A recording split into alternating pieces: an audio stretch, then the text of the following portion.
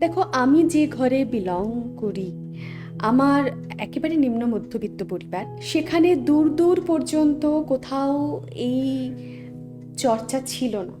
আমার বাবা একজন অটো ড্রাইভার ছিলেন। আমাদের ঘরে কোনো রেডিও টেলিভিশন ছিল না।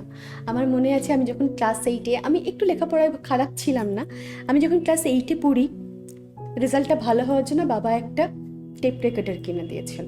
বাহ। হ্যাঁ, তারপর যখন মাধ্যমিক পাশ করি, আমার মনে আছে আমি 97-এ মাধ্যমিক দিয়েছি।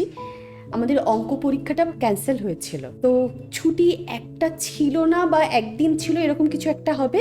আমি তো একেবারে পাগলের মতো পড়ছি। পরীক্ষা যে ক্যান্সেল হয়েছে সেটা কিন্তু জানবার কোনো উপায় ছিল না, আমাদের টেলিভিশন নেই। উল্টো দিকের বাড়ি টুম্পিদি আমাকে ওখান থেকে চিৎকার করছে, পাপিয়া পাপিয়া। আমি, কি হয়েছে দিদি? তোদের পরীক্ষা ক্যান্সেল হয়েছে। আমরা এই যে একটা গুরুত্বপূর্ণ খবর আমরা পাশের বাড়ি থেকে জানতে পারলাম। আমার মনে আছে আমরা ছোটবেলায় সেই মহাভারত দেখতাম, চিত্রহার কৃষ্ণ, দেখতাম, শ্রীকৃষ্ণ, হ্যাঁ, এগুলো না আমরা পাশের বাড়িতে দেখতে যেতাম। একদম আমরাও তাই। টিভি ছিল না। তারপরে কথা হচ্ছে, মাধ্যমিক পাশের পর আমাদের ঘরে একটা টিভি আসে।